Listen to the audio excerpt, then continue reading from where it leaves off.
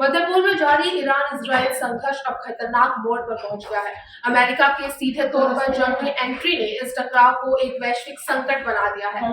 इसके बाद सवाल उठता है कि इस टकराव का भारत पर क्या प्रभाव पड़ेगा? क्या भारत की ऊर्जा सुरक्षा खतरे में है या इस मुश्किल की घड़ी में उसके लिए कोई रणनीतिक मौका भी छिपा हुआ है?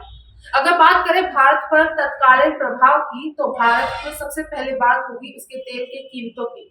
भारत अपनी ऊर्जा जरूरतों का लगभग 85% कच्चा तेल आयात करता है, जिसमें बड़ा हिस्सा खाड़ी देशों का है, जैसे कि ईरान, सऊदी अरब और यूएई में आता है। हार्मुज समझ संधि अगर अस्थिर होता है तो तेल की सप्लाई चेन प्रभावित होगी। विशेषज्ञों के अनुसार क्रूड ऑयल की कीमतें $100 प्रति बैरल तक जा सकती है, जो कि सीधे सीधे हमारी जेब पर असर डालेगा ही डालेगा। अगर बात करें दूसरे असर क्या होगा, तो दूसरा असर होगा रुपयों में गिरावट। जब भारत को अधिक डॉलर में तेल खरीदना पड़ेगा तो ट्रेड डेफिसिट बढ़ेगा और इससे रुपया कमजोर होगा, महंगाई बढ़ेगी, रिटेल कीमतों में आग लगेगी। अब बात करें उन 80 लाख भारतीयों की जो खाड़ी देशों में काम करते हैं, तो अगर युद्ध और बढ़ता है तो उनके रोजगार, सुरक्षा और भारत वापसी यानी कि रेप्लिटेशन एक बड़ा सवाल बन जाएगा। खासकर ईरान, यूएई, ओमान, बहरीन और कतार जैसे देशों में स्थिति ज्यादा तनावपूर्ण हो सकती है। इसके बाद अगर बात करें क्या इस पूरी सिचुएशन में भारत के लिए कोई रणनीतिक मौका छिपा हुआ है, तो संकट के बीच कुछ मौके जरूर होते हैं। भारत हमेशा से बैलेंस्ड फॉरेन पॉलिसी का पक्षधर रहा है। अमेरिका, ईरान और इजराइल तीनों से भारत के मजबूत संबंध है। ऐसे में भारत एक न्यूट्रल मीडिएटर यानी कि मध्यस्थक के तौर पर सामने आ सकता है, जैसा हमने रूस यूक्रेन युद्ध के दौरान देखा था, जब भारत ने अनाज के एक्सपोर्ट और युद्धबंदी की अपील की थी।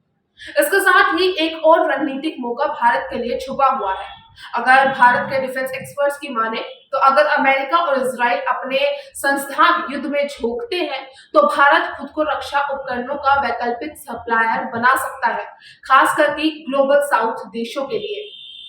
अगर इससे आगे बढ़े और बात करें तीसरे अहम पहलू की, तो वो है क्रूड आयात का डाइवर्सिफिकेशन।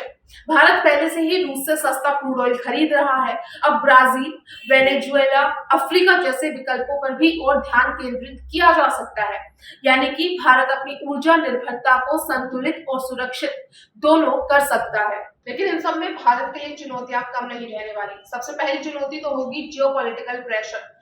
अमेरिका और पश्चिमी देश भारत पर दबाव बना सकते हैं कि वो ईरान से अपने संबंध सीमित करे। तो वही दूसरी चुनौती हो सकती है संयुक्त राष्ट्र और वैश्विक मंचों पर भारत की भूमिका, जो कि भारत को ऐसा रुख अपनाना होगा जो कि संतुलन बनाए रखे, ताकि वो किसी एक पक्ष से दूरी बनाकर दूसरे को नाराज न करे। तो वही तीसरी बड़ी आशंका है व्यापार व्यवधान की। भारत के खाड़ी देशों से अगर बात करें, तो भारत के खाड़ी देशों से जो आयात निर्यात होते हैं, विशेषकर कि फार्मास्यूटिकल्स, आईटी, जेम्स ज्वेलरी और पेट्रोलियम सेक्टर, उन पर असर पड़ सकता है। यदि व्यापार बाधित हुआ तो भारत के कई उद्योग प्रभावित हो सकते हैं। तो वही अब सवाल आता है कि क्या सिर्फ ये संकट है? नहीं, इनसे कुछ उम्मीदें भी हैं। जैसे कि सबसे पहली उम्मीद है, इस संकट से भारत को ऊर्जा क्षेत्र में आत्मनिर्भर बनने की प्रेरणा मिल सकती है। दूसरे की अगर बात करें तो ग्रीन एनर्जी में निवेश बन सकता है, जिससे कि दीर्घकालिक ऊर्जा से सुरक्षा मजबूत होगी। भारत और रूस के संबंध और मजबूत होंगे, जिससे कि एक वैकल्पिक ऊर्जा मार्ग भारत के लिए खुल सकता है। तो वही और सबसे अहम, भारतीय कूटनीतिक और वैश्विक मंच पर एक नई पहचान भारत को इस संकट से मिल सकती है। अगर भारत इस संकट का बुद्धिमानी से सामना करता है, तो वही संकट भारत को एक विश्व नेतृत्वकर्ता के रूप में उभार सकता है। अब आप बताइए कि आपको क्या लगता है, क्या भारत इस संकट को एक नए अवसर में बदल पाएगा? क्या भारत एक सफल मध्यस्थ बन पाएगा? अपने विचार नीचे कमेंट बॉक्स में जरूर बताएं। फिलहाल के लिए हमारे इस खास रिपोर्ट में बस इतना ही। अगर आपको रिपोर्ट पसंद आई हो तो हमारे चैनल को लाइक करें, शेयर करें और अगर चैनल को सब्सक्राइब नहीं किया है तो कर ले। फिर आपसे मुलाकात होगी किसी नई स्टोरी के साथ।